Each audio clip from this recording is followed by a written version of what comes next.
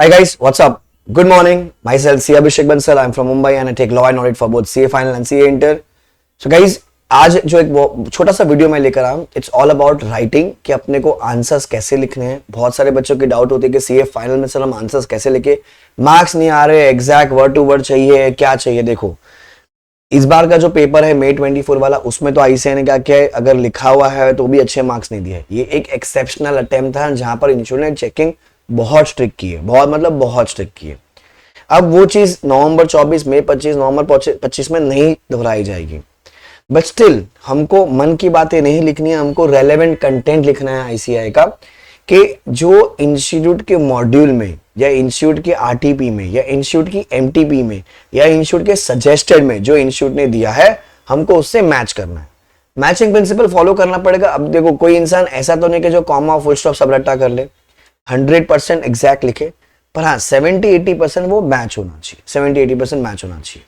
ठीक है। सो देखो अगर ढंग से पढ़ोगे, नोट्स बनाए होंगे, नोट्स लिखे होंगे, नोट्स याद किए होंगे, तो ऐसा रैंक भी आ सकता है। जैसे Nandini was my student for both inter and final, Nandini Sachin दोनों भाई बहन, रैंक आते हैं, लोगों के रैंक आते हैं। ये बाकी सारे रैंक एयर 4, 16, 22, 24, 21 आते रहते रैंक। ये ऑडिट के मार्क्स, लॉ के मार्क्स आते रहते, लोगों के आते रहते। This is final. ठीक है। अब आंसर कैसे लिखना है, ठीक है। तो मैं कोई भी क्वेश्चन उठा लेता हूं, May 24 का उठा लेते हैं अपन, तो क्या थोड़ा सा आपको एग्जैक्ट समझ में आ जाए क्या लिखना है। तो this is question number 6C, ethics का एक क्वेश्चन है, 4 मार्क का।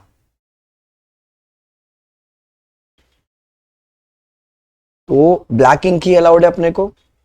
तो क्वेश्चन नंबर 6C ऊपर लिख दिया मैंने।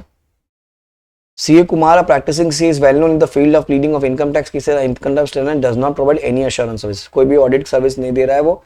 Considering the long standing in the field, CA Kumar is approached by XYZ to file an appeal in the tribunal against income tax demand of 10 crore, which was added by CIT appeals, and to plead on behalf of XYZ in the matter. CA Kumar offers to accept with the following structure: the fees is rupees 5 lakh, or 10% demand reduce, whichever is higher, and comment as per CA Act 1949. तो code of ethics का answer है as per जो हमारी fees वाला जो clause है 10.11 उस पर है रेगुलेशन 192, बराबर उस पर है ये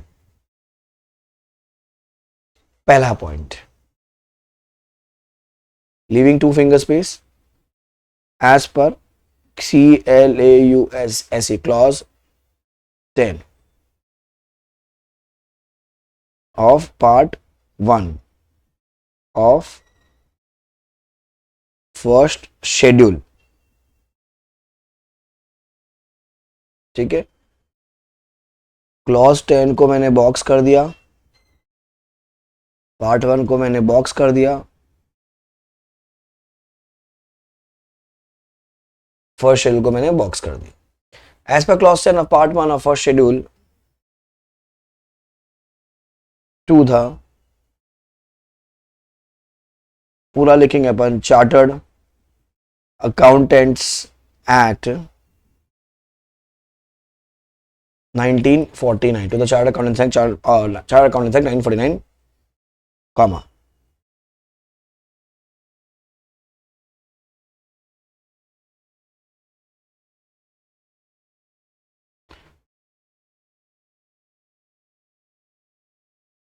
A member of the institute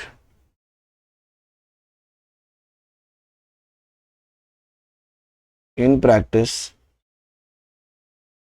shall be deemed to be guilty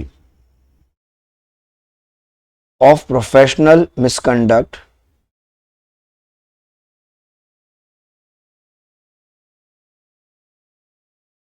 if he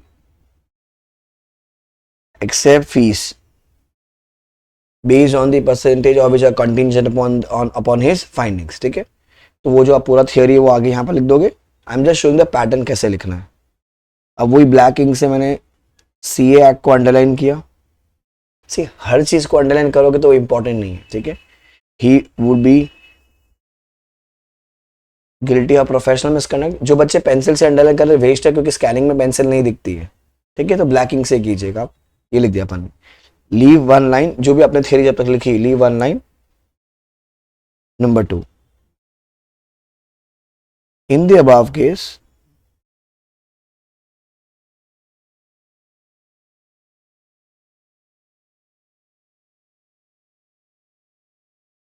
अच्छा नहीं, इसमें एक और आएगा वो पॉइंट नंबर 2 में, इसमें एक और आएगा कि एज पर रेगुलेशन 192, रेगुलेशन 192 अपनी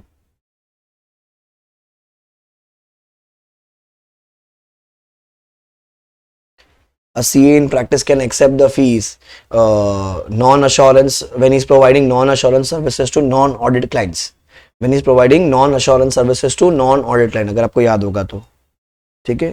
leave one line. Number 3, in the above case CA Kumar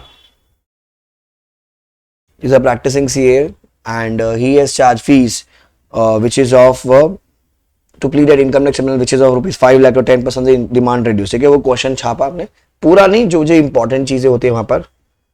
फिर एक और लाइन छोड़ दीजिए, number 4, because of regulation 192 and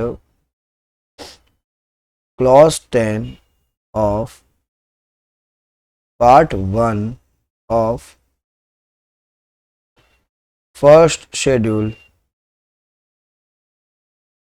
mister Kumar shall not be deemed to be guilty of professional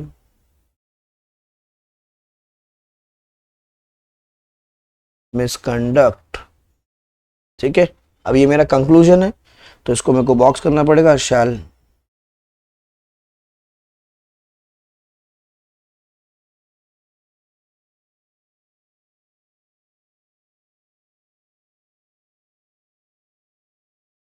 हो गया, लिख दिया आंसर मैंने। 10 पार्ट 1 फर्स्ट शेड्यूल। आ जाओ अभी सजेस्टेड चेक कर लेते।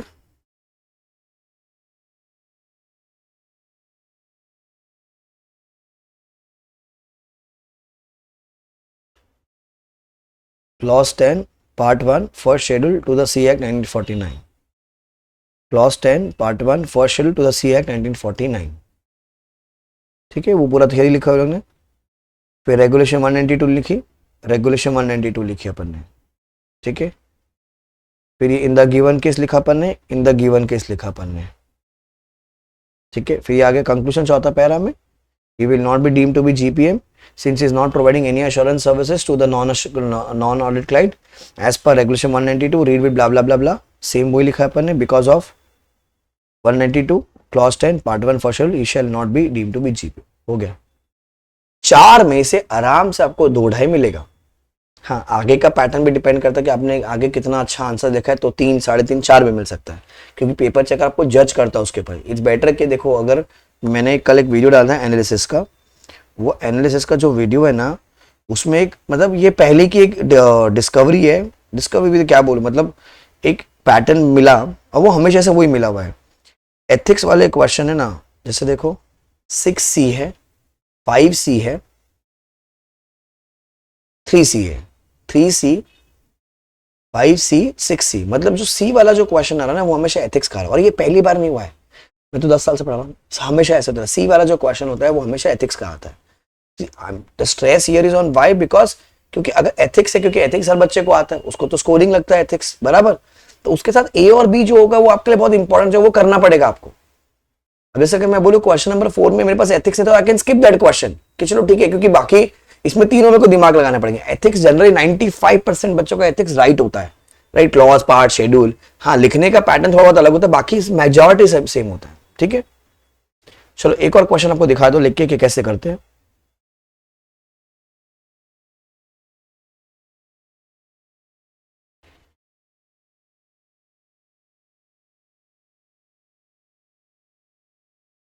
6A कर लेते चलो.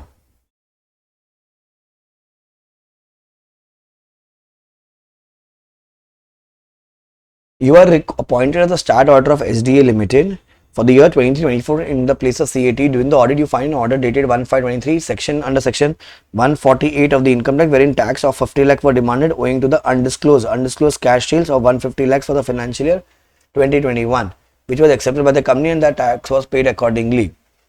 The company has not recorded undisclosed income. फिर the FIDA, क्योंकि यहाँ पर मेरे को दिख रहा है कारों पे रिपोर्ट करना आप लोगों को, ठीक है, एक second. FIDA FIDA PC has statutory income and deferred 8 clause number 8, ठीक है. Understood income. On further inquiring the matter with CAT, you came to know that CAT resigned due to non-recording of such transaction by the company. Is there any reporting responsibility? हमेशा ध्यान रखना, जब भी पूछा is there any reporting responsibility, yes obviously, तभी तो पूछा है ना भाई तूने. अब अगर रिपोर्टिंग रिस्पॉन्सिबिलिटी नहीं होता तो पागल है कि तू पूछेगा ऐसे है. Obviously there is a reporting responsibility, ठीक है. अब क्वेश्चन नंबर 6A है ये. सो क्वेश्चन नंबर 6A कारो का है. तो पहला point, as per clause, Roman में लिखना होता है क्लॉज 8 ऑफ. देखो आइडियली कारो 2020 लिख सकता, मैं मतलब क्या को रिस्क लेने का अपने को जीवन में. मैं तो पूरा लिख दूंगा, 2 मिनट लगेगी, पूरा लिख दीजिए. कंपनीज ब्रैकेट में ऑडिटर्स रिपोर्ट ऑर्डर 2020, ठीक है. Clause number statutory income.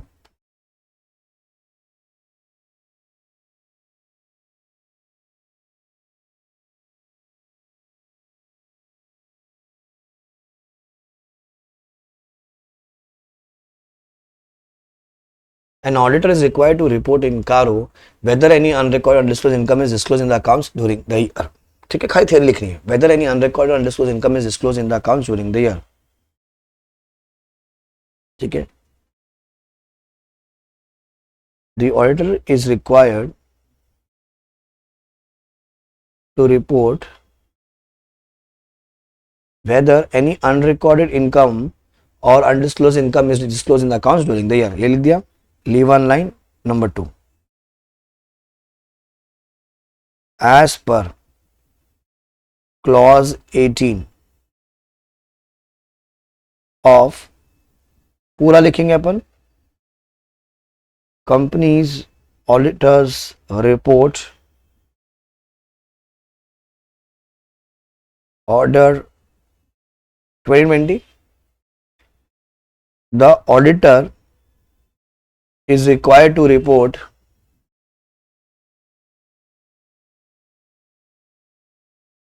in case of resignation whether the auditor has considered the issues, concerns, objections raised by the outgoing auditor. In case of resignation, the auditor has considered whether the issues, concerns, objections raised by the outgoing auditors. तो ये पूरी theory छाप दिया आपने यहाँ पर, ठीक है. अब इसमें बॉक्स क्या करेंगे, क्लॉज नंबर. कारों को मैं कर दूंगा अंडरलाइन, कारों को मैं कर दूंगा अंडरलाइन.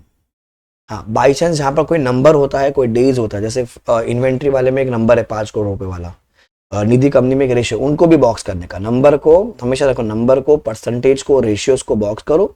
जो बड़ी चीज है उसको अंडरलाइन करो. तो पूरा बॉक्स एकदम एकदम शैबी लगेगा वहां पर, ठीक है. अब question,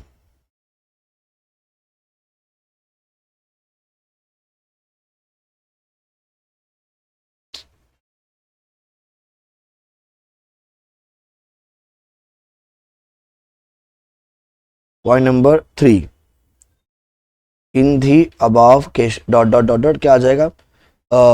the company has not discloses the undisclosed income of 150 lakhs, ठीक है, in the books during the year 2024, and also the previous auditor Mr. T has resigned due to the non recording of such transaction by the company. अच्छा ये miss हो गया, ठीक है. Has not recorded such undisclosed income of 150 lakhs in the books of accounts, and also because of this the previous auditor CAT has resigned due to the non recording of such transaction by the company. Fourth, because of the above stated provision,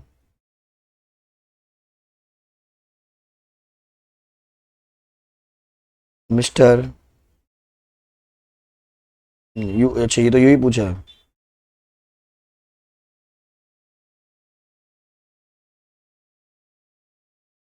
Because of the above stated provision, it needs to be reported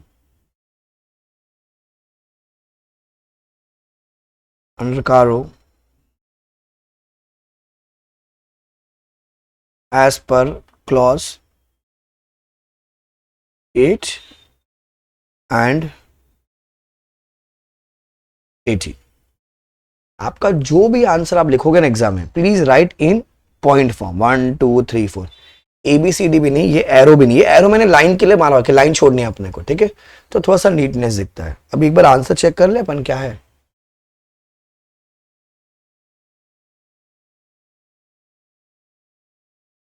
clause number 8 उसका theory, clause number 18 उसका theory.